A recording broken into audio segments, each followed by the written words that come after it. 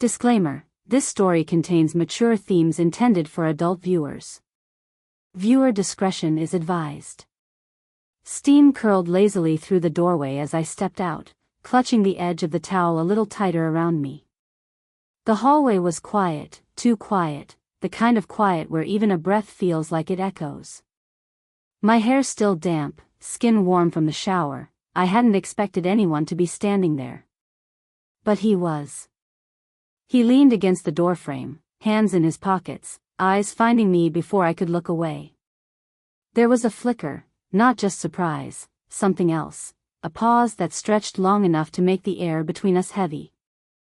He was in his 40s, always composed, but in that second his jaw tightened, his gaze dipped, just for a heartbeat, before meeting mine again.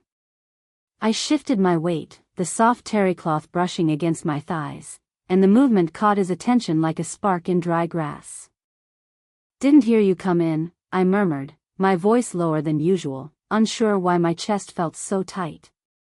His shoulders rose with a slow breath, and when he exhaled, it came out like he'd been holding it for too long. The hallway wasn't wide. A step forward, a tilt of the head, and suddenly he was close enough for the warmth of his arm to graze mine, not touching, not quite, but the distance felt paper-thin. I could smell the faint trace of cedar from his cologne, the kind that lingers long after the man has left the room. His eyes lingered, searching, like he was trying to read a thought I hadn't dared to speak. "Careful," he said, his voice rough at the edges, "you'll catch a chill." The words were harmless. But the way they landed, slow, deliberate, sent a ripple up my spine. My fingers tightened on the towel, my heart stuttered. For a moment, neither of us moved. His breath brushed past my temple, warm and uneven. Mine caught somewhere between my chest and throat. One more step and that line, the one neither of us had named, would disappear. I swallowed. He didn't move. Not yet. His hand brushed past mine as he reached for the wall, a movement so subtle it could have been nothing, yet the heat of it lingered, alive against my skin. I didn't pull back. Neither did he. The hallway seemed to shrink, the air tighter, the silence louder. His eyes dipped again, this time to the edge of the towel where my fingers gripped too tightly, then back to my face as if to pretend he hadn't looked at all. "You should dry your hair," he murmured, his voice steady but a shade too low, too heavy. "I was about to," I replied, but my voice caught slightly on the edge of a breath. His fingers, rough from work and time, lifted for the briefest moment, almost touching a loose strand clinging to my neck, and then retreated, a fraction too late to hide the hesitation. My skin tingled where his knuckle had barely grazed. The scent of cedar and warm soap wrapped around us, pulling the world narrower. I noticed his wedding band glinting faintly under the light, a reminder that some lines were meant to hold firm. And yet, the way his jaw clenched when I shifted, the way his gaze lingered just a second too long on my lips, it wasn't control I saw, it was the cost of it. A soft, almost involuntary laugh escaped me, low and nervous. His eyes sharpened. "What's funny?" he asked, not moving back, not giving me space. The question wasn't really about laughter, it was about why my breath was shallow, why his pulse was visible at his neck. Jealousy prickled in the air, though neither of us named it. I thought of the way his eyes had flicked toward the towel, how his presence had filled the hallway as though daring anyone else to see what he saw now. "Nothing," I whispered, though we both knew it wasn't nothing. Then it happened, a soft thud from the living room, a dropped book or maybe the wind through an open window, made me shift closer to him without thinking. My bare shoulder brushed his chest, his hand came up, steadying me by the waist before I could step back. The towel slipped half an inch lower. And still, neither of us moved away.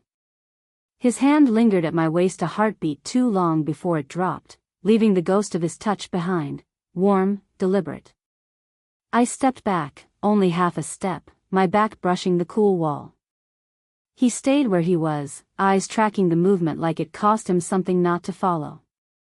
"You always do that," he said quietly, voice low enough to almost be a whisper. Do what? I asked, though the question sat heavy in the air. We both knew. His lips curved, but it wasn't a smile, more like a restrained confession. Walk past like you don't notice who's watching. The hallway felt smaller again. I shifted, pretending to adjust the towel, the terry cloth dragging softly against damp skin. The sound was almost indecent in the silence.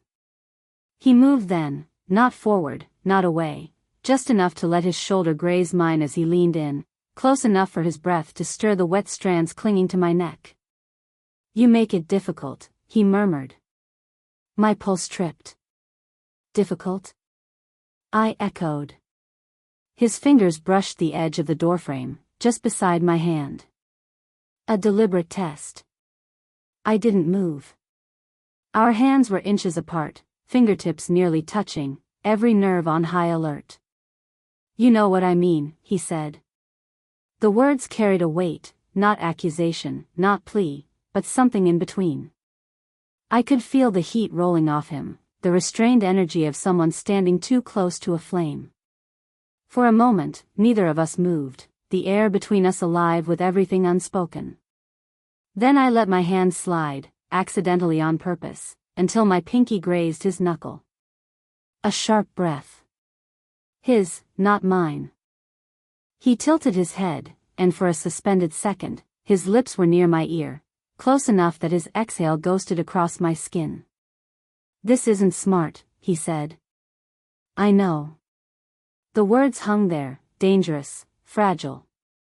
And then, a sound from the far end of the hall, a door clicking shut, made us both glance away.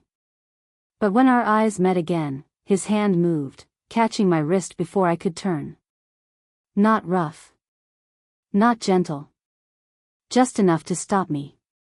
His fingers still circled my wrist, not tight, not loose, just enough to hold me in that narrow space where choices are made and then denied. I could feel the faint thrum of his pulse beneath his skin, steady at first, then quickening the longer neither of us moved. The hallway felt warmer now, or maybe that was just us. His chest rose slowly, the rhythm deliberate, as if he was trying to even out the storm brewing beneath. My own breath came shallower, each inhale catching slightly, like my body knew what my mind wouldn't dare say. Do you always stop halfway? I whispered, the corner of my mouth threatening a smile that didn't quite reach my eyes. His brow arched, his thumb brushing the inside of my wrist in a gesture so subtle it almost didn't happen. Maybe I'm waiting, he said, voice low enough that I felt it more than heard it. A step forward, barely a shift, and the distance between us collapsed to a whisper of air. His hand released my wrist only to hover near my hip, fingers close enough to feel the warmth through the towel without crossing the line. My breath hitched. His eyes caught mine, flicking to my lips for the briefest second before retreating. You're not helping, he murmured, his breath fanning against my cheek. I swallowed, my fingers tightening around the towel, nails grazing my palm. Neither are you, I replied. He laughed then, soft, quiet, the kind that sends a tremor straight through the chest. It wasn't a laugh of ease, it was the kind that came when the rope between restraint and surrender stretched to breaking. The sound of footsteps in the far room snapped the air between us like glass. We both stilled. His hand remained where it was, hovering. My lips parted, not for words, just for the breath that refused to come out steady.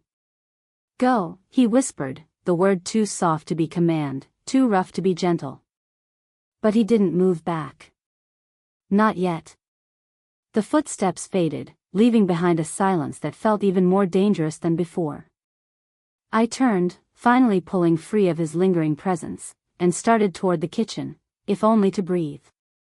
But he followed, slow enough to make it seem unintentional, close enough for me to hear the soft tread of his shoes against the hardwood.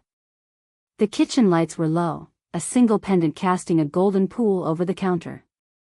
I reached for a glass of water, but the bottle was too high, perched on the top shelf, out of easy reach. I stretched, the towel tightening across my chest, slipping an inch. Before I could rise to my toes again, his hand appeared above mine, fingers curling around the bottle. Our arms brushed. A simple gesture, but it set the air aflame. "You should have asked," he murmured, setting it down slowly, deliberately close to where my fingers rested. "I didn't think you'd be so eager to help," I said, the edge in my voice playful enough to hide the tremor beneath it. He didn't move back. Instead, he poured 2 glasses, sliding one toward me. "Consider it a truce." I hesitated, then took it. The rim was still warm from his touch. Our eyes met over the glass, his a shade darker in the low light, searching. And then, the second twist, the sound of laughter from the living room. Another woman's voice, light, familiar. His wife had returned, I realized with a quiet jolt, earlier than expected. He stiffened, his jaw tightening as the voice drifted closer, then paused. "She's in the back," he called, a little too quickly. Jealousy curled, sharp and quiet. I turned slightly, setting the glass down, but his hand stopped mine, fingers grazing the inside of my palm this time, the contact slow, suggestive. "Don't disappear," he whispered, a faint smirk ghosting his lips.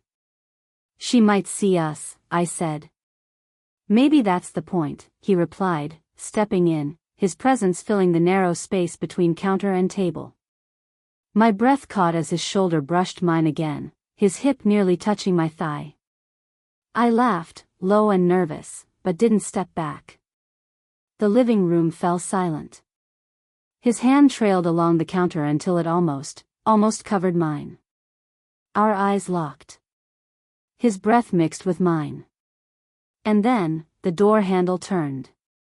The door clicked open, but the expected voice never came. Only the faint hum of a phone vibrating on a table, a pause, then footsteps fading toward the bedroom. He let out a slow breath, one hand still hovering dangerously close to mine, the other brushing back his sleeve as if to collect himself. "You should go change," he said, but his voice lacked conviction, low, rough, too steady to be natural. "And you should stop standing that close," I replied, turning toward him. The towel shifted, my shoulder brushing his chest, and that was when his hand moved, not hurried, not claiming, just settling at my waist. Warm. Steady. Intentional. I didn't step away. The world outside that kitchen dimmed, the laughter, the other voice, the unspoken rules, they all faded beneath the press of a heartbeat that wasn't mine. His forehead lowered to mine, barely touching. Breath mingled. Words failed. "This is wrong," he whispered, almost like a prayer. "Then why does it feel like we've been here before?" I said, my own whisper trembling against his. His fingers traced the edge of the towel, stopping just short of impropriety, lingering as though memorizing the distance they shouldn't cross. My hand rose, hesitating, then resting lightly against his chest, felt the thud beneath. For a moment, we stayed like that, a breath shared, a space suspended. The main conflict wasn't who we were to each other. It was what we'd let happen next. Then, the unexpected, a photo frame on the counter, slightly turned, catching my eye. Not just his wife in it, me, too. From a night I didn't remember agreeing to. My fingers curled away from his chest as the realization settled. This wasn't new for him. It was remembered. His eyes followed mine, saw the frame, and something in his expression shifted. Not guilt, not quite, something older, deeper. "You never asked how much I knew," he murmured. The towel felt heavier then. The room smaller. And still, he didn't let go. His hand lingered at my waist a moment longer before sliding away, leaving behind the ghost of warmth that made the air feel suddenly colder. I exhaled slowly, realizing I'd been holding my breath. The photo frame still sat between us, its silent weight heavier than either of our words. "I didn't come here for this," I said, my voice softer now, not defensive, not accusing, just honest. "I know," he replied, his gaze steady, lips almost curving into a rueful smile. And maybe that's why it happened. For a heartbeat, nothing moved, not the air, not our hands that hovered close but didn't touch. Then he stepped back, just enough to let the distance return. But as he turned, his fingers brushed mine, a fleeting, deliberate trace, as if to say the moment was real, even if it couldn't stay. "I'll see you out," he murmured. I nodded, clutching the towel a little tighter, the faint scent of cedar still clinging to my skin. As we walked down the hallway, the same hallway where it began, the quiet was different, not empty, not tense, full. A quiet that held what had happened like a secret neither of us would speak aloud. At the door, he paused, hand resting lightly on the frame. "Take care," he said. "You too," I replied, letting a smile tug at my lips, one that said everything I couldn't say out loud. His eyes caught mine, one last time, a flicker there that made the air hum with what if. Then I stepped out, the cool night air washing over me, and the door closed softly behind. But the warmth on my skin stayed.